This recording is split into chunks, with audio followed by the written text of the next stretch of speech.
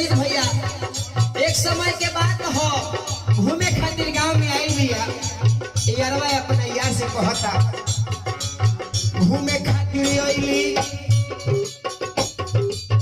घूमे खातिर आईली एक दिन हमारा घरे हंसी हंसी बात हमसे लगली करे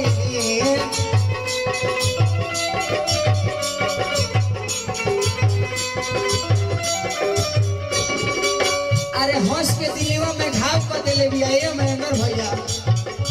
का कहीं हम ओकरा से इतना ना प्यार करत रही बताइए आज हम के छोड़ के चल गई बिया लेकिन ए बाबा पर हमर के आशीर्वाद रही तो ओकरा पिलुआ परी लइकवा कहता घूमे खातिर आईली एक दिन हमारा घरे हंसी हंसी बात हमसे लगली करे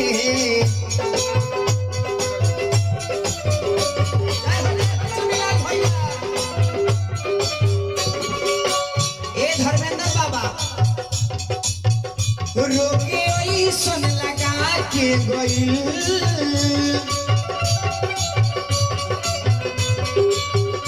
रोके ऐसन लगा के गइल कुछ भइबो ना कइल 4 दिन में पूरा टोला हिला के गइल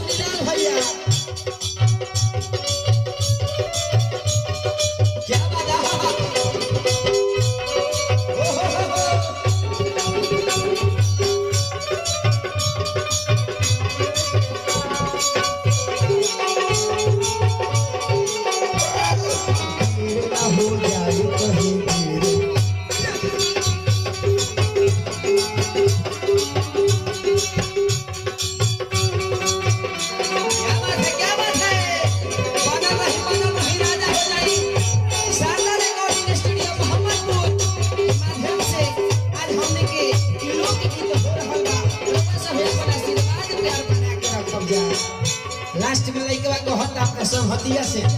अमरेंद्र भैया धर्मेंद्र बाबा जाते जाते हाथ में थमा गइली पाती लिखल रहे मिले खातिर हो तू राची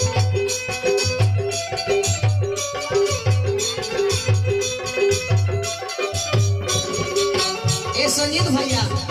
जाते जाते हाथ में एगो पाती धरा के गई बिया बेट दे देले बिया के हेट में तू मिले खातिर रांची आइबा जाते जाते हाथ में थमा गइली पाती लिखल रहे मिले खातिर हो तू रांची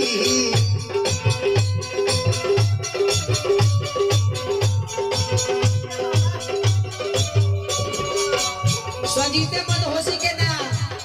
कहलस के संजीत मदहोशी के संगे संगे रितेशो बाबा के लेके आवे के धर्मेंद्र बाबा के लेके आवे के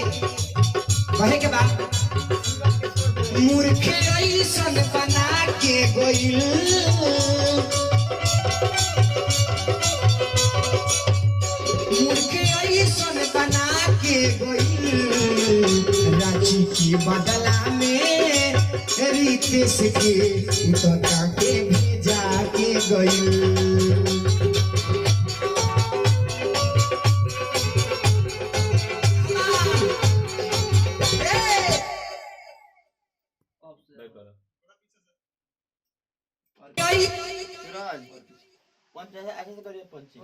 ऐसन बना के गइल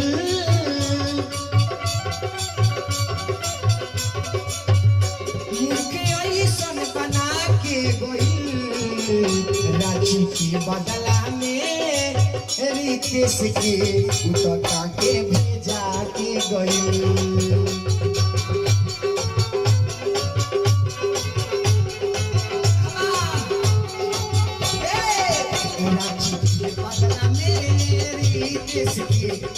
के गई